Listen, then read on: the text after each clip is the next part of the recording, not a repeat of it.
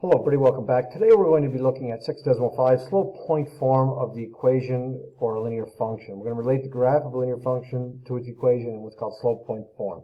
So it's y equals mx plus b essentially, rearranged a little differently. So I'll show you that now in your formula sheet. So it's going to be, you have a point that passes through and its slope. So if you know a point and the slope, then you can determine in a point slope form. So it's y minus y1 equals m bracket x minus x1. So it's just one point and the slope m. Okay? If you have a second point, then usually we look, you have to find a slope. But again, it's if you have a slope in a point to do that. Okay? You see the examples, what I mean when we get to the examples. So next, the first example, is graphing a linear function given its equation in slope point form. So here we have the equation in slope point form. All right. So what we're going to do is what we'll do is we're going to rewrite it. Remember, your slope point form is minus x1. So it's basically going to be the value of this is going to be the opposite of these two. And you'll see what I mean in a minute. Okay. So this can be rewritten as, I'm going to grab the slope point formula first. So here's your equation, the general formula for slope point formula. So we take our equation that we have and we want to make it look the same, obviously. Okay.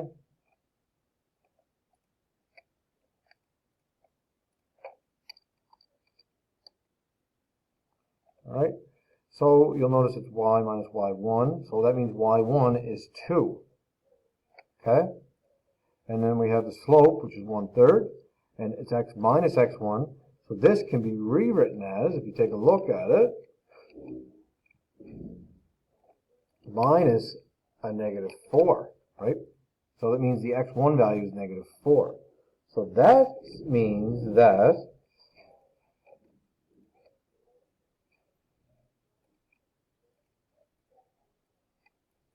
the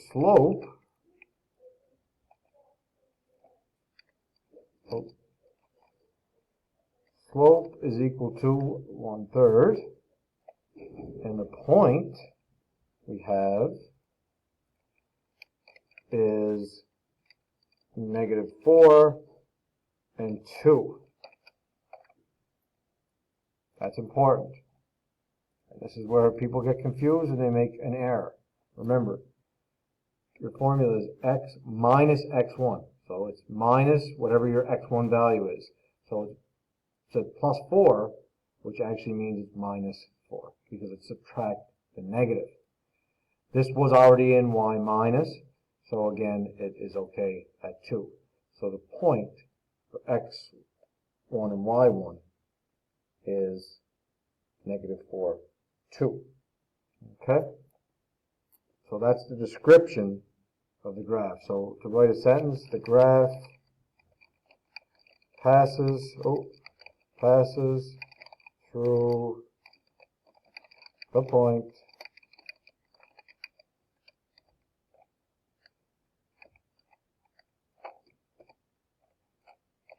negative 4, 2 and has a slope of 1/3.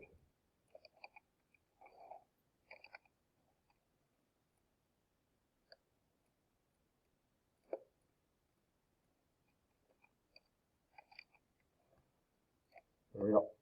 Okay, so that's the description. Then B part asks us to graph the equation. So we're going to graph this equation, and we're going to do that using slope point form. All right, so I'll do that in Desmos for you. Okay. I know we did it before, so we just plot this point, and from there we go up 1, right 3. Okay.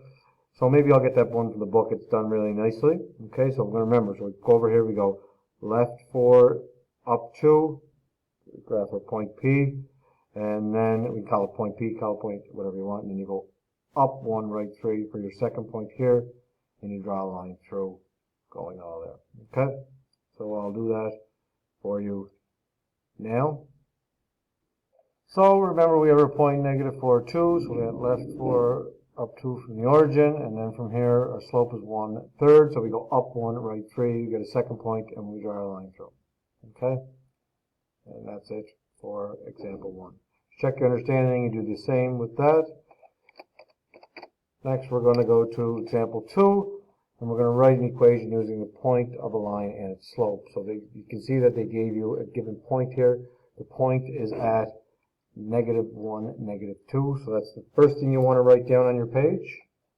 So we're going to identify that point. That point there, like I mentioned before, is -1, -2. Next thing we want to do is we want to calculate the slope m, so we use slope is equal to rise over run. They have another given point for you, so we go up 1, 2, 3, right 4, 1, 2, 3, 4.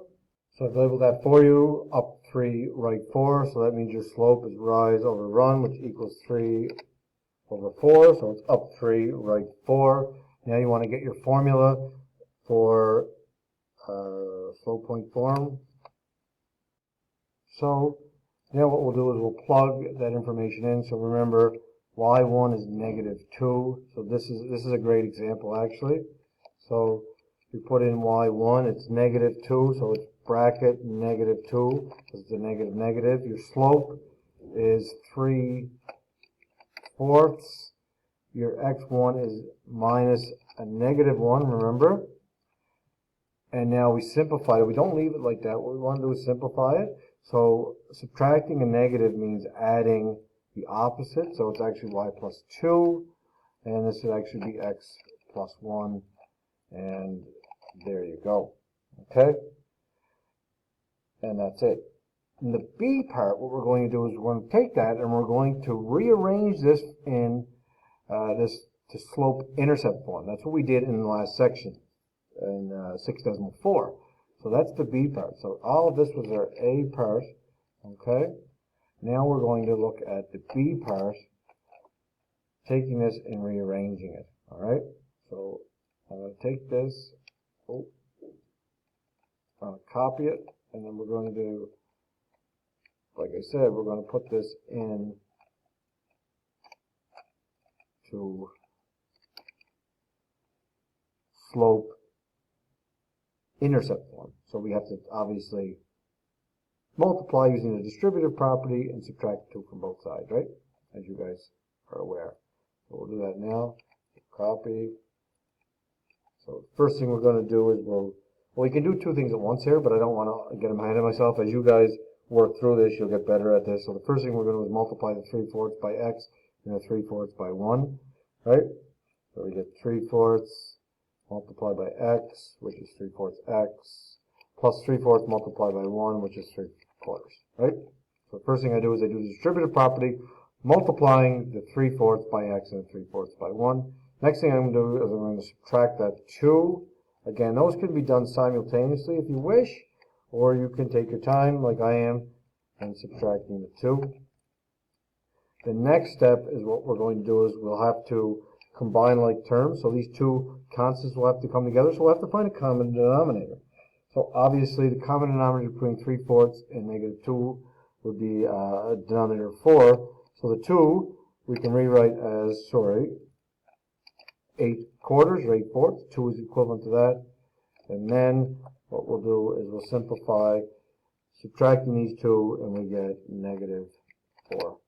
Oh, it should be plus or minus -4/5, right? 3 subtract 8 is -5, and keep your denominator. And there is your equation in slope-intercept form. All right? And what is the y-intercept? The y-intercept is, so we'll answer the statement. So there's your slope-intercept form. And we can say the y-intercept is -5/4. So I'll just make this a little bit smaller. Okay. And there's your answer.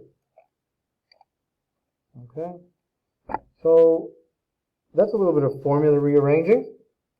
So just be mindful of that when you're working through the example. You should check your understanding question that goes along with that as well. We can also use this with 2 points, so we can substitute the slope in. It gets a little busy. I don't use it a whole lot, but it's good for some questions. We will use it. So if you have 2 points, and you know the slope, so here we obviously have 2 points, and the slope would be up 3, right 2. You can plug it all into this formula right here, and that's another equation that we have, okay? It's just putting the slope, it's basically putting the two formulas together essentially as one. So if you know the slope and 2 points, or you're trying to calculate the slope, right, you have the 2 coordinates, you can do it from there as well. So it's kind of neat. Just another example on how to do that, and we'll use that in example 3 coming up. Okay? So I'll wait for that. We're coming to an end, close to the time. So we'll use that in examples 3 and 4, and we'll do those in the next video. So thank you very much, and like I said, we'll get back together here, and we'll do 6.5 example 3 when we get to that point. All right, thanks everybody for watching, and we'll be talking again soon.